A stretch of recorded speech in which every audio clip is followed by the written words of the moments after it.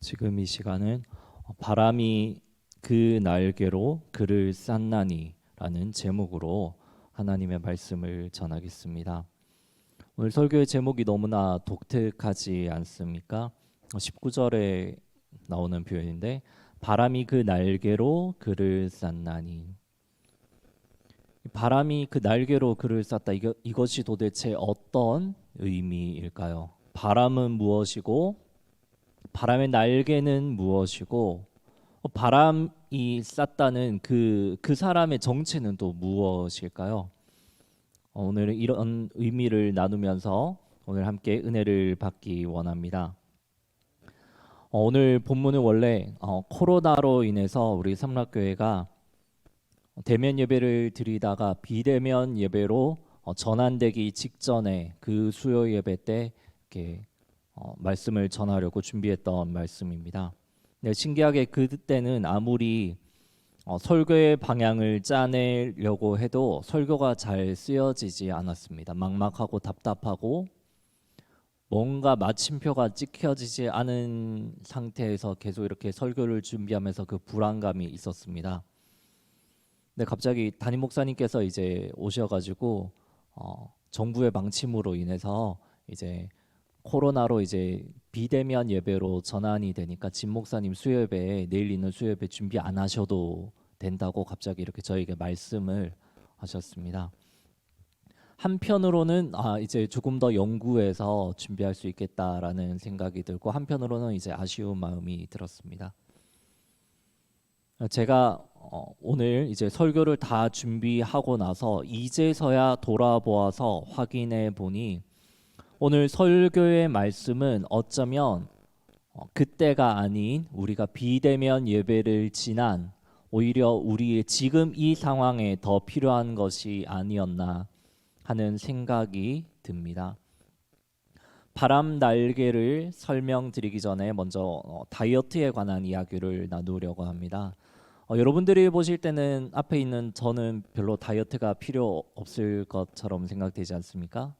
저는 오히려 이렇게 살이 좀 더 쪄야 되는 타입인데 제 주변 분들은 1년 내내 이제 다이어트를 한다고 이렇게 시도하시는 분들이 있습니다.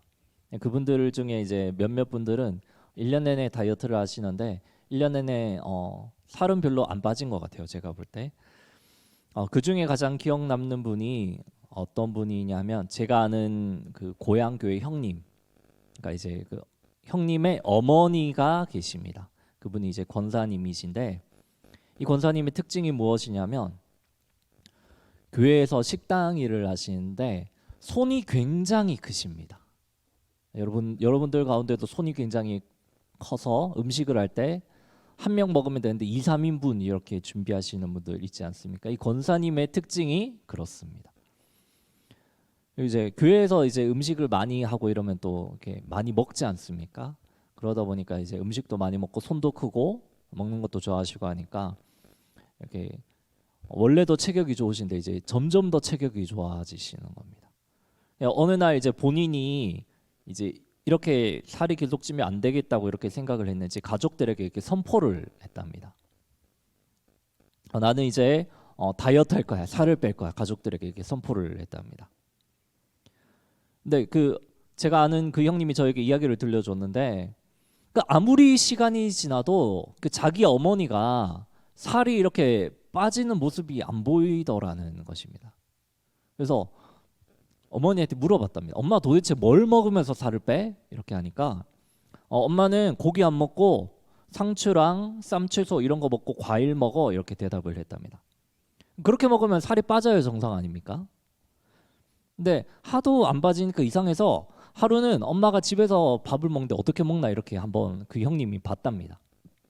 그랬더니 쌈을 얼마나 싸먹냐면 상추를 이만큼 한 바구니를 가져다 놓고 밥을 먹는다는 것입니다.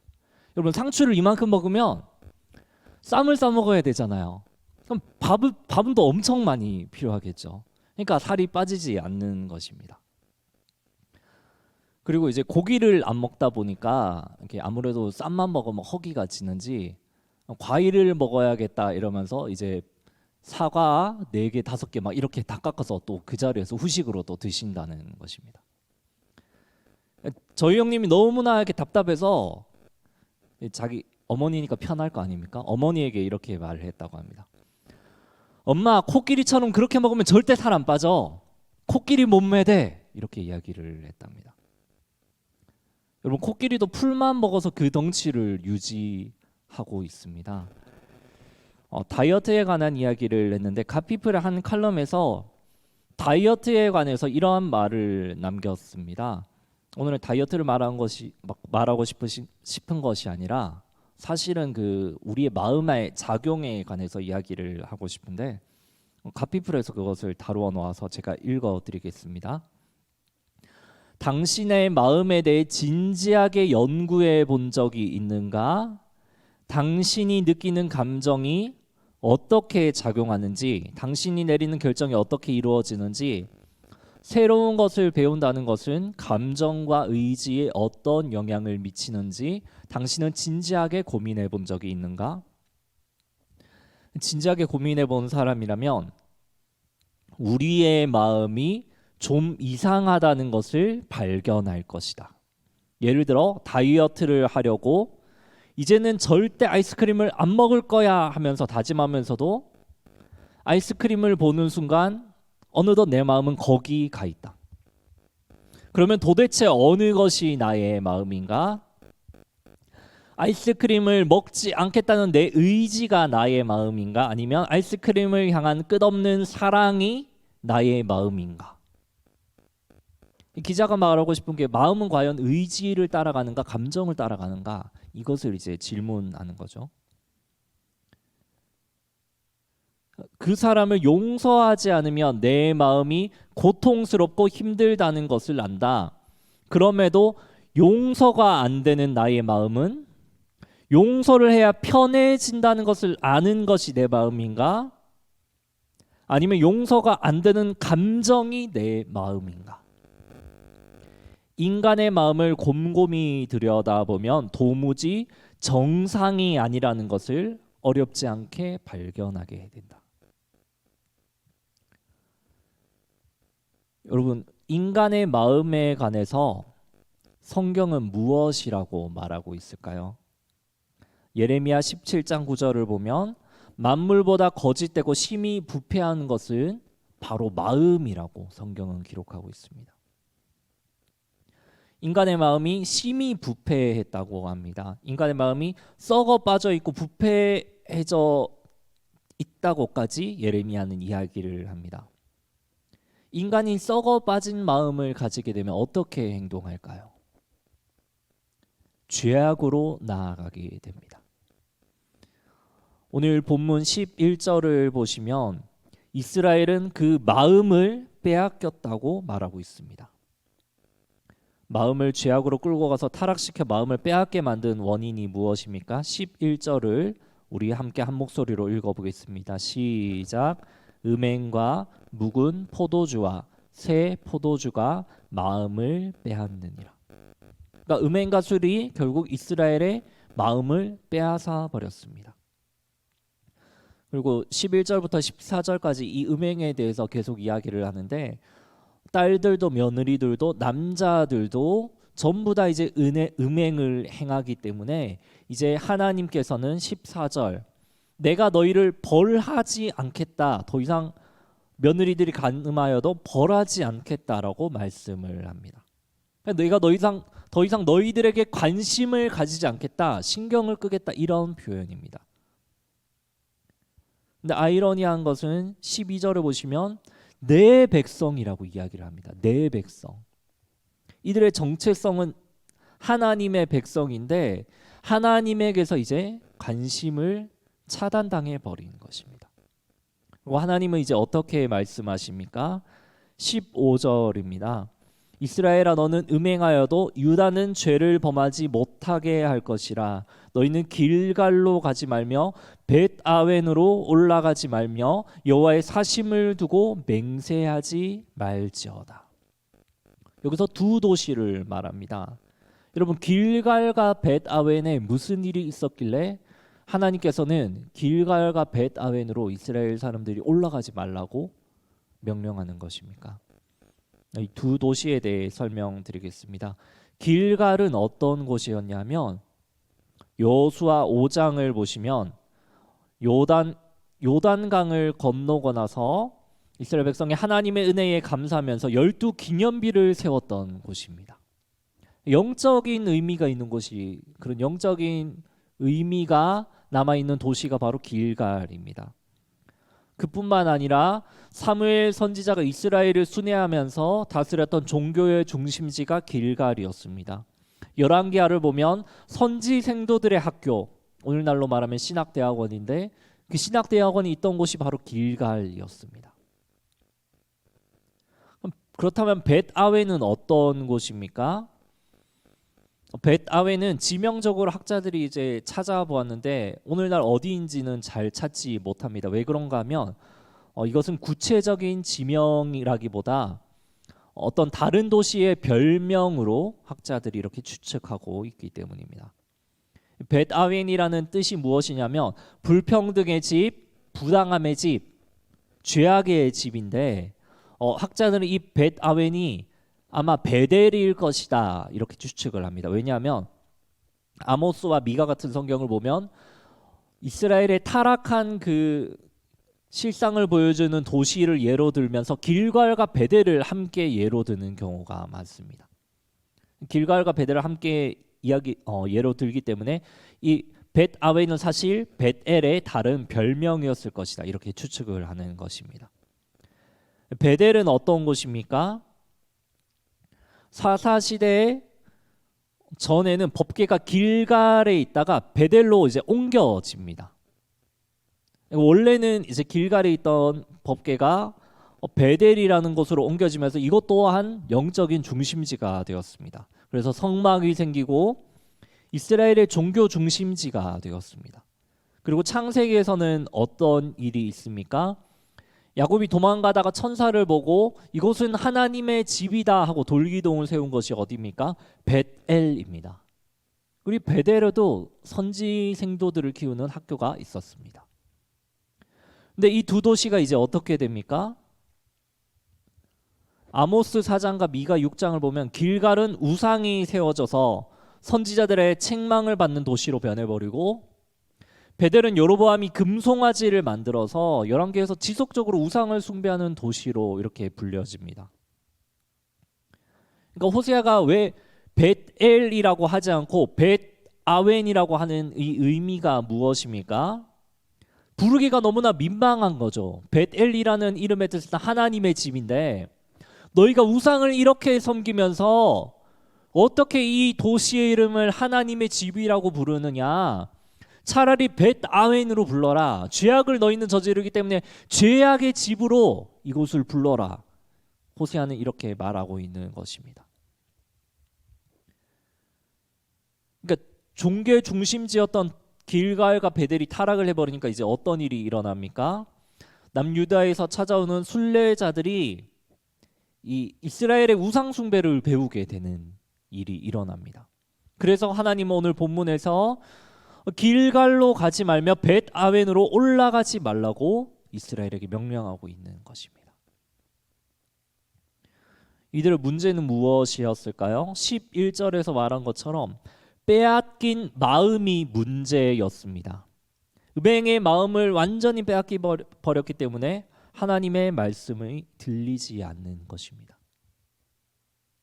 이 하나님의 말씀이 들리지 않는 이 닫힌 마음을 오늘 본문에서는 어떤 동물을 이렇게 예로 들어서 이야기를 합니까? 16절에 동물이 이제 두 종류가 나옵니다. 우리 함께 16절을 한 목소리로 읽어보겠습니다. 시작. 이스라엘은 완강한 암소처럼 완강하니 이제 여호와께서 어린 양을 넓은 들에서 먹임같이 그들을 먹이시겠느냐. 어떤 동물이 나옵니까? 암소가 나오고 또 한 동물은 무엇입니까? 어린 양이 나옵니다. 이 두 동물을 호세아는 대조하면서 말을 하고 있습니다. 암소, 왜 이스라엘을 암소라고 할까요? 암소는 무엇을 상징합니까? 고대 사회에서 힘을 상징합니다. 거친 힘을 가지고 있기 때문에 멍에를 매지 않은 이 암소는 그 자신의 힘을 과시해서 날뛰고 통제 불가능한 그런 이미지를 풍기고 있습니다. 그래서 암소라는 표현 앞에 완강한 암소라고 이렇게 말을 합니다. 그리고 이 암소는 무엇이랑 대조되냐 하면 바로 그 다음에 나오는 어린 양과 대조가 됩니다. 여호와께서 어린 양을 넓은 들에서 먹임같이 그들을 먹이시겠느냐. 양의 특징은 무엇이냐면 오늘 본문이 말하는 것처럼 목자의 보살핌, 목자의 먹임, 목자의 돌봄이 필요하다는 것입니다. 왜 그렇습니까? 양의 특징이 무엇이냐면 목자가 없으면 할 수 있는 게 없는 동물이 양입니다. 눈도 어둡고 물도 제공해 주어야 하고 풀도 목자가 그 풀밭으로 인도해 주어야 합니다. 그리고 길도 잘 잃어버리고 사나운 짐승이랑 싸울 수 있는 무기도 없습니다. 힘도 없고 자기가 이제 할 수 있는 것이 없으니까 목자를 의지하는 것이 바로 어린 양의 특징입니다. 그런데 암소는 그렇지 않습니다. 자기 멋대로입니다. 자기가 힘이 있으니까 마음껏 날뛰는 것입니다. 그러니까 암소에게는 목자가 필요 없는 거죠. 그래서 16절에서는 여호와께서 어린 양을 넓은 들에서 먹임같이 그들을 먹이시겠느냐라고 질문을 하고 있습니다. 그러니까 북이스라엘의 그 마음은, 그 완강한 태도는 결국 암소와 같은 것입니다. 근데 이 암소와 어린 양의 차이, 그러니까 암소처럼 완강한지 아니면 어린 양처럼 목자를 의지하는 그런 마음을 가지고 있는지는 결국 무엇으로 결정이 됩니까? 이것이 이스라엘 백성들 혹은 하나님을 따르는 사람들에게 적용되는 비유의 이미지입니다. 완강한지 아닌지는 무엇으로 결정이 됩니까? 하나님을 따르는 그 사람들의 마음으로 결정되는 것이 아닙니까? 완강한 마음인지 하나님을 따르려는 순종하며 갈급하며 구하는 마음인지. 우리의 마음은 어느 쪽에 가깝습니까? 우리의 마음은 암소처럼 완강합니까? 아니면 여호와의 먹이심을 바라며 여호와의 돌보심을 바라며 순종하는 양에 가깝습니까? 이런 이스라엘의 완고한 태도는 이제 결국 어떠한 결과를 가져오게 됩니까? 17절, 18절에 나와 있습니다. 우리 함께 17절, 18절을 함께 읽어보겠습니다. 시작. 에브라임이 우상과 연합하였으니 버려두라. 그들이 마시기를 다하고는 이어서 음행하였으며 그들은 부끄러운 일을 좋아하느니라. 에브라임으로 대표되는 이스라엘은 결국 음행을 좋아하고 부끄러운 일, 수치를 사랑하고 있다고 17절, 18절에서 말을 하고 있습니다. 오늘 18절 한글 성경에는 중요한 한 단어가 빠져 있습니다. 한글 성경에는 그들은 부끄러운 일을 좋아하느니라 라고 번역을 해서 마치 주어가 에브라임인 것처럼, 그들인 것처럼, 이스라엘인 것처럼, 그러니까 그들이 부끄러운 일을 좋아한다 이렇게 번역을 해 놓았지만 히브리어 원문에는 정말 중요한 한 단어가 이제 빠져 있습니다. 바로 방패라는 단어가 빠져 있습니다. 혹시 펜이 있으신 분들은 성경에 좀 기록해 놓아도 좋을 것 같습니다. 성경에 볼펜으로 글씨 쓰면 여러분 큰일 나지 않습니다. 밑줄을 그으시고 동그라미를 치시고 어려운 단어들을 적어 놓으시면 다음에 성경을 보실 때 훨씬 더 도움이 될 수 있습니다. 이 방패라는 단어가 빠져 있습니다. 이게 히브리어로 메겐이라고 하는데 그녀의 방패들이 사실은 주어입니다. 그래서 그 원문을 번역하면 어떤 식으로 되냐면 그녀의 방패들이 정말 수치를 사랑했다 이런 식의 번역이 됩니다. 여러분 이게 무슨 말일까요? 방패가 어떻게 사랑을 합니까? 그녀의 방패들이 정말 수치를 사랑했다.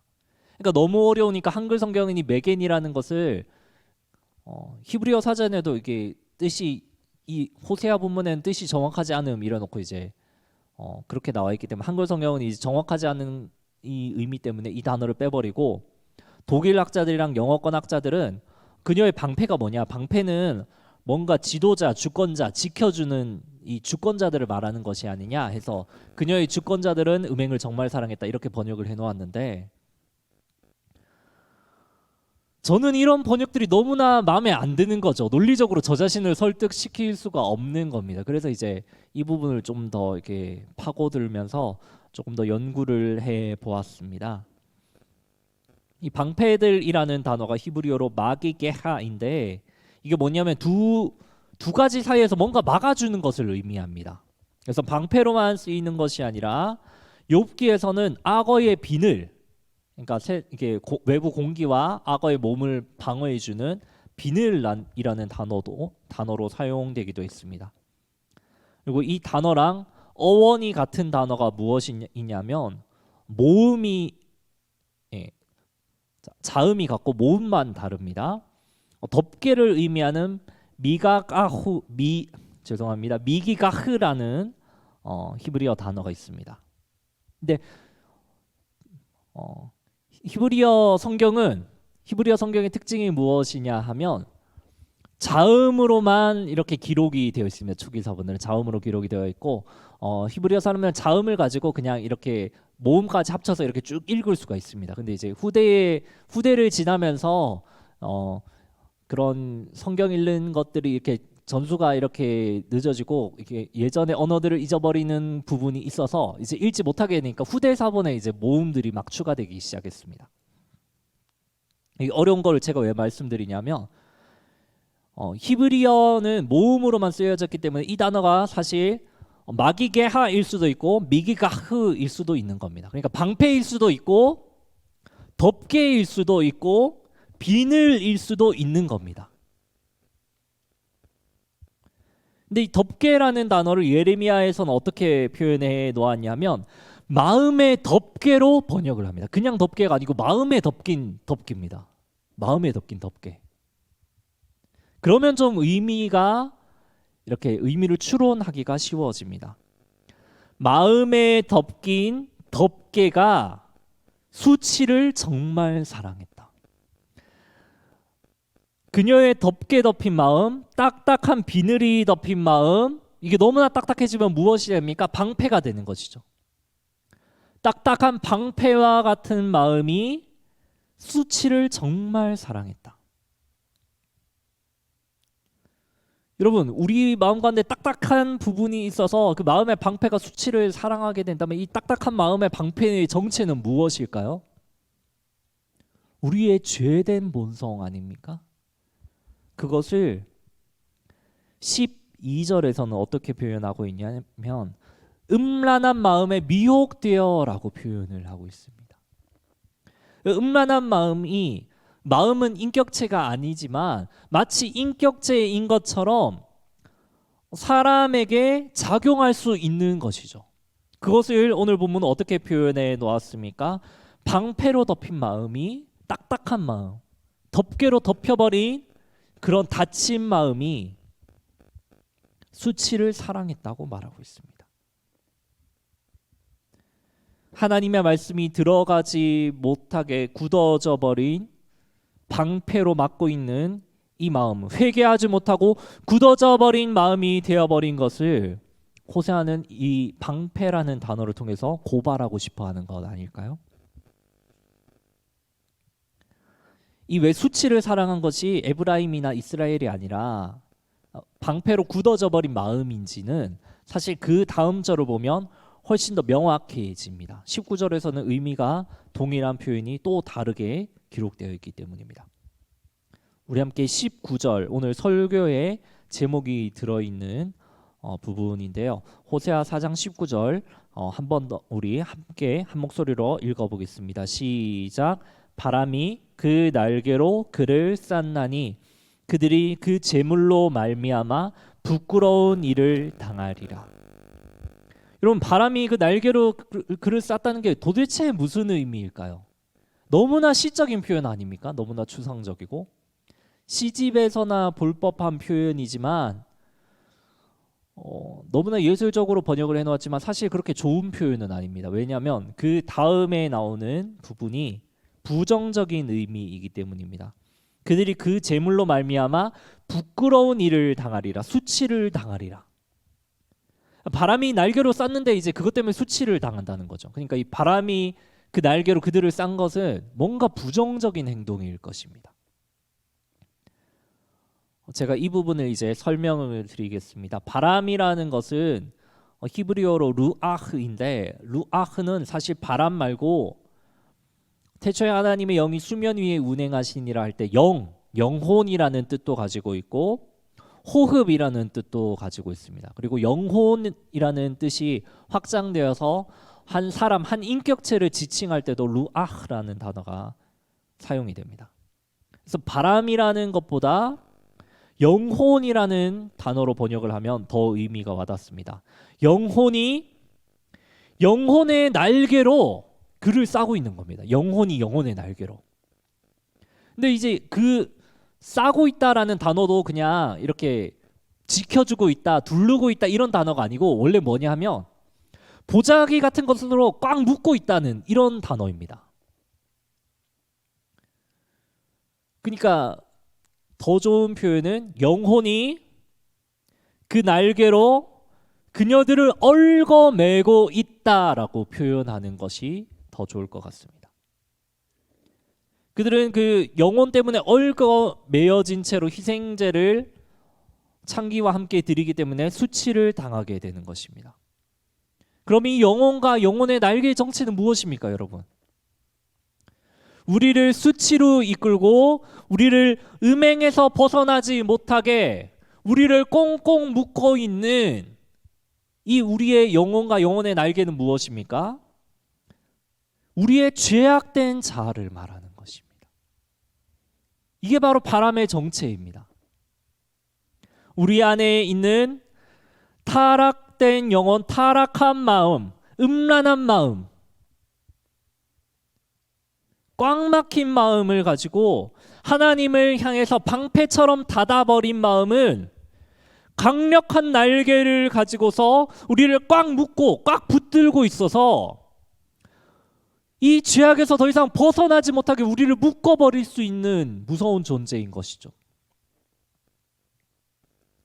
그래서 우리의 이 방패처럼 꽉 닫혀진 마음, 꽉 묶여있는 이 마음은 목자를 기다리는 힘없는 양이 아니라 암소처럼 완강한 마음이 되어버리는 것입니다.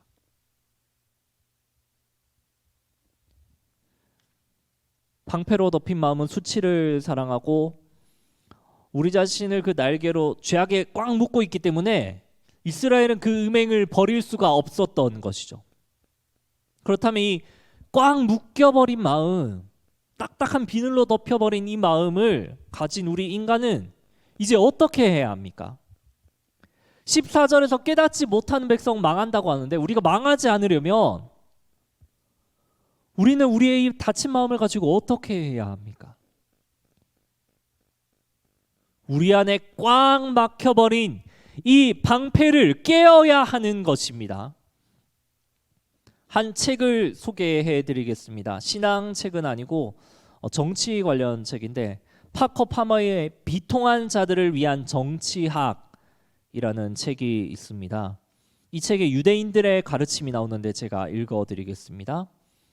한 제자가 랍비에게 물었다. 토라는 모세오경을 말합니다. 토라는 왜 이 말씀을 내 마음 위에 두라고 우리에게 말하나요? 이 거룩한 마음을 우리의 마음 속에 두라고 하지 않는 그 까닭은 무엇입니까? 여러분 상식적으로 생각해 보시면 하나님의 말씀은 우리 안에 있어야 되잖아요. 우리 마음 속에 두라고 하면 되지. 모세의 이 계명을 보면 마음 위에 두라고 한다는 것입니다. 그 제자가 그것을 질문한 것이죠. 선생님의 그 랍비의 답변이 이렇습니다. 잘 들어보시기 바랍니다. 우리의 마음이 닫혀 있어서 그 거룩한 말씀을 우리 속에 둘 수가 없기 때문이지. 그러니까 그 말씀을 우리 마음 위에 올려놓는 것이라네. 언젠가 그들은 말할 걸세 마음이 부서져서 그 말씀이 그 속으로 떨어졌다고. 여러분, 이것이 어떤 이야기인지 이해가 가십니까? 하나님의 말씀이 우리 마음 가운데 들어와야 되는데 우리의 마음은 너무나 강팍해져 있고 방패로 덮여져 있어서 들어올 수가 없는 거죠. 근데 마음이 어느 순간 깨지는 순간이 있는데 그때서야 말씀이 우리 안에 들어온다는 것이죠. 파커의 해석을 들려드리겠습니다. 마음은 항상 부서질 수밖에 없는 운명이다. 현실과 열망, 존재와 당위 사이에서는 언제나 간극이 존재하기 때문이다. 우리는 마음이 부서질 때마다 비통한 자들이 될 수밖에 없다.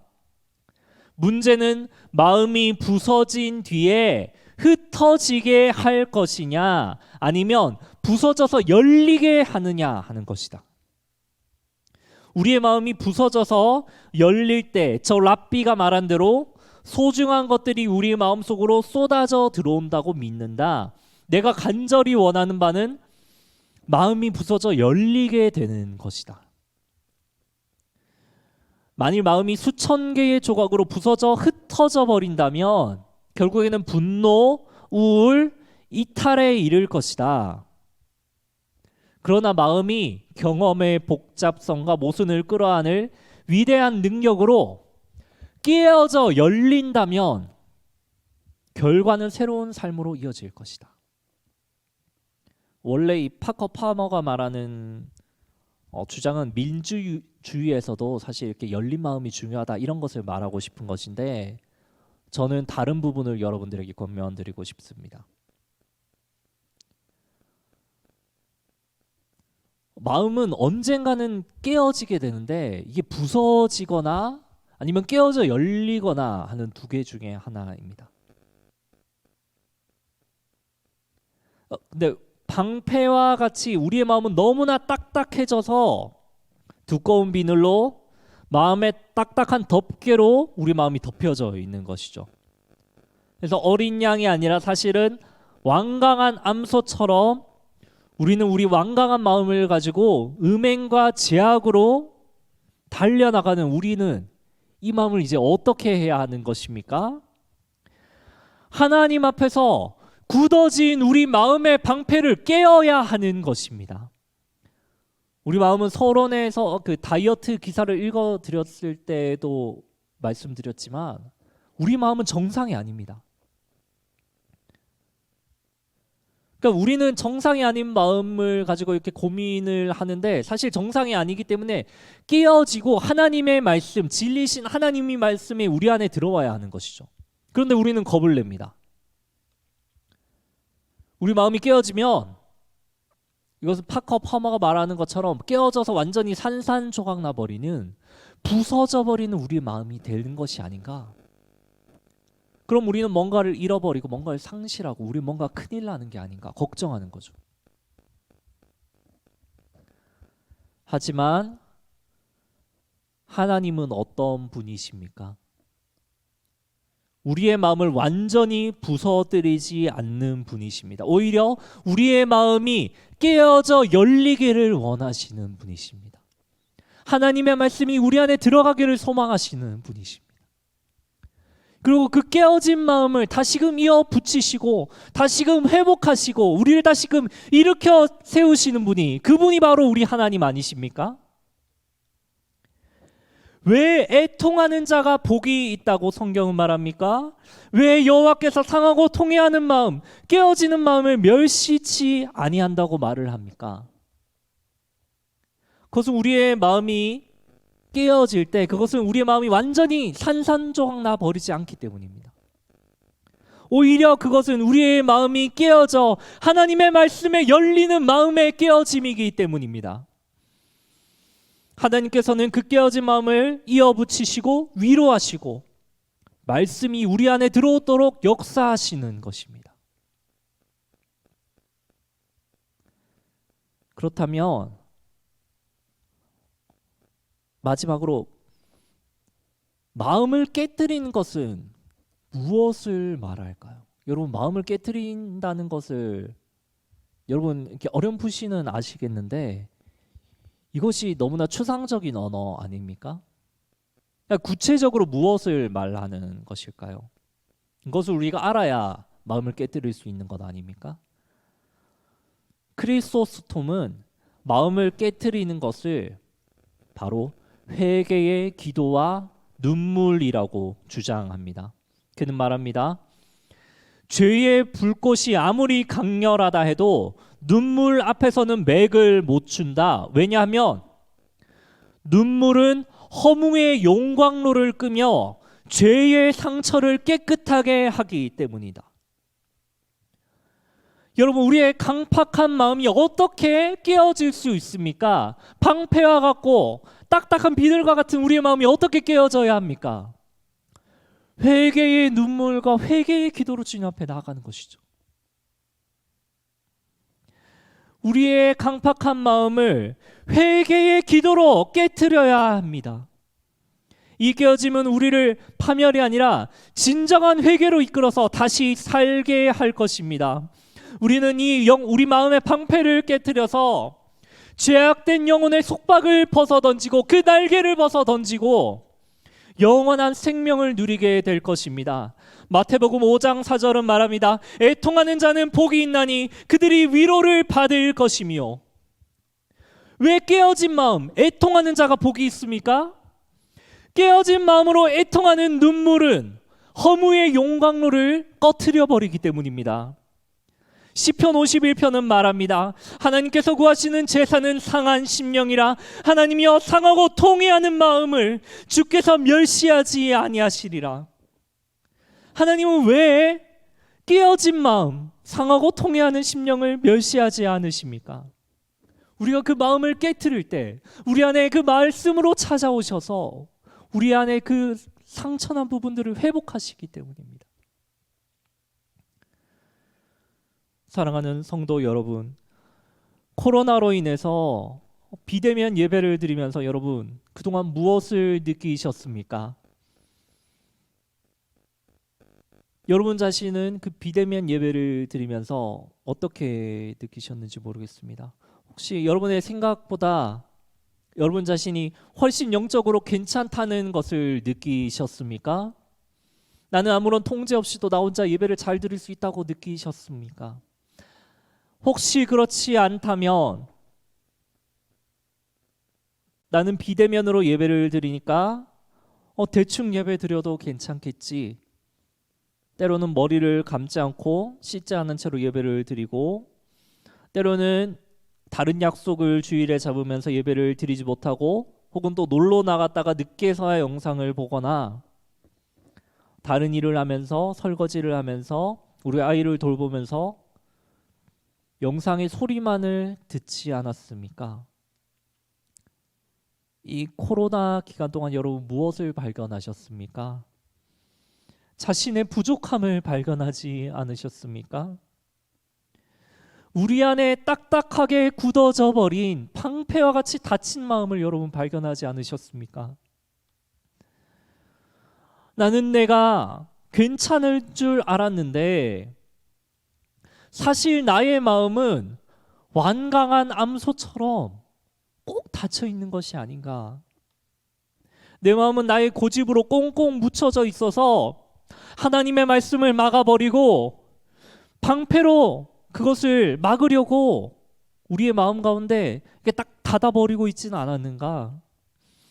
나의 죄악된 자아는 내가 예수를 믿었다고 하는데도 여전히 나를 꽁꽁 묶어두고 놓아주려고 하지 않는구나.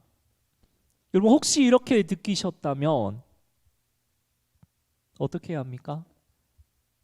우리는 깨어져야 합니다. 회개의 눈물로 주님 앞에 나아가십시오. 코로나 기간 동안 하나님 앞에 흘리지 못했던 그 회개의 눈물을 회복하십시오. 여러분 우리의 굳어진 마음을 깨트리십시오.